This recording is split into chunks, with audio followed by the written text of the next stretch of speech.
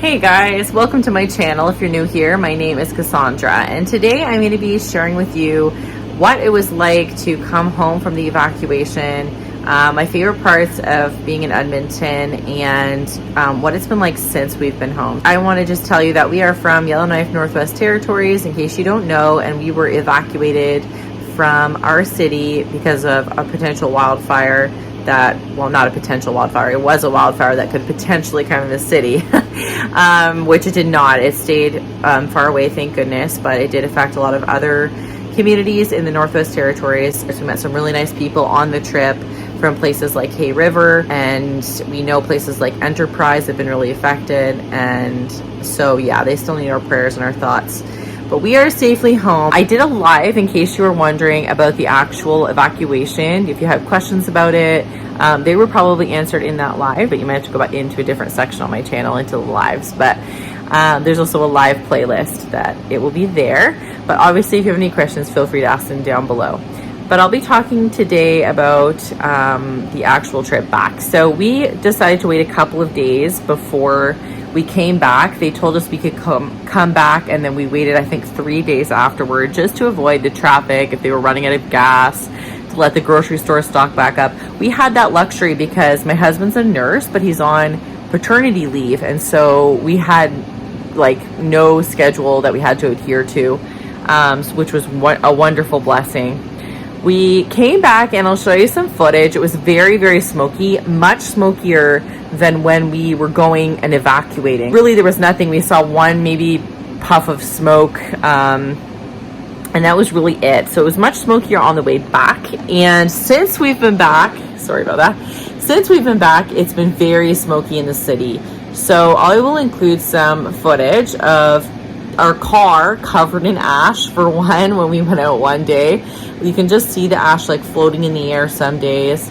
But one day was particularly scary. Funny enough, it wasn't the worst air quality. I think it's because the smoke was so high up, but it was like orange the whole day. Like it was like the sun hadn't risen yet, because it was so covered in smoke. There's a Cabin Radio article that's a bit dramatic about it, I find, but because like I said, we went out that day. Actually, I think the kids went to the beach that day for a minute for like a polar dip. So the smoke wasn't too bad. Not compared to some other days, which they don't report on, which the smoke's like 11 and you can't go outside. It's really bad. So anyway, that's the smoke situation since we've been back. I have been most worried about my garden. I think I said that in the live. And my wonderful neighbors had been watering it, and I was intending to make a video about it because I know some of you wanted to know what you could grow in Yellowknife. So I wanted to share the results of my garden in this video. Now, obviously it's a bit skewed because, like I said, I wasn't here to do the things I would have been doing with my garden. It did get watered. I don't know how frequently, so I don't know if the yield this year is like a good indicator of what it will be like in other years. I also forgot to use manure. I just used dirt, and then we used a bit of Miracle Grow or whatever in the middle. Oh no, we're pushing over there.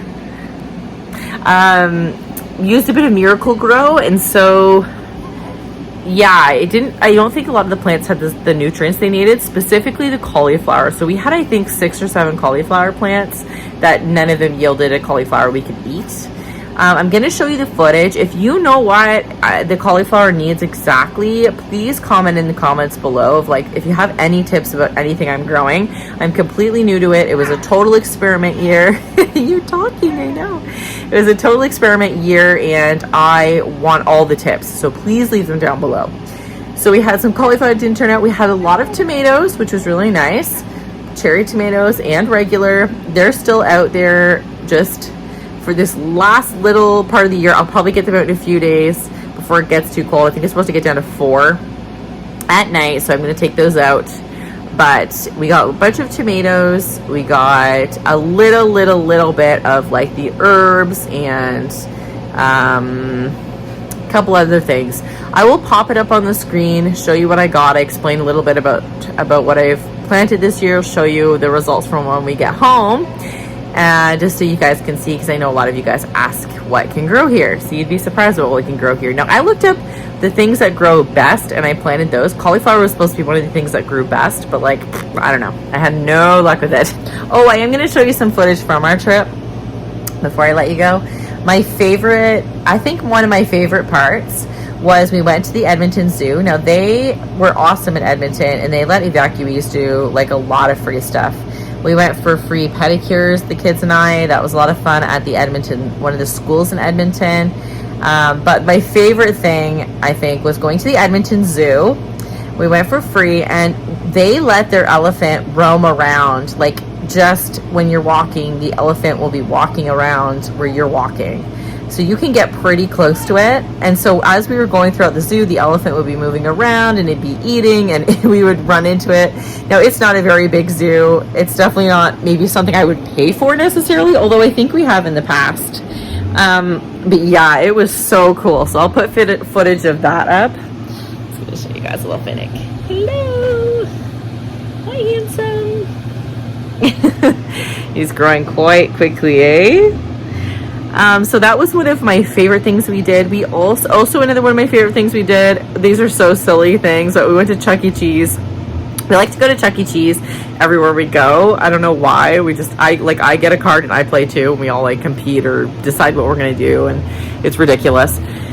So Chuck E. Cheese is always a favorite. And then when we go to the mall, we ride those like zoo animals, you know, the little ones that the kids can drive. And oh my goodness, this was Tobias's first opportunity to ride it because he's 7, and he just could not drive. It was hilarious. He like crashed into Alice at one point. It was so cute, and they were just it's just that they were giggling and giggling and giggling the whole time. Like, I was kind of like, Alice is probably too old for it, but oh no, she just had a blast. So those were probably the highlights of our trip to Edmonton, aside from meeting the family that we were staying with. They will be friends forever. They were just amazing, and I'm so grateful that we were able to meet them. So, one thing I forgot to mention, one of the huge changes for us coming home, and if you get this, you know, you'll get it. If not, you know, maybe you're not this kind of person, but I would have never understood this before I had Alice. But the horses are not, like, the owner of the horse barn has decided not to bring the horses back.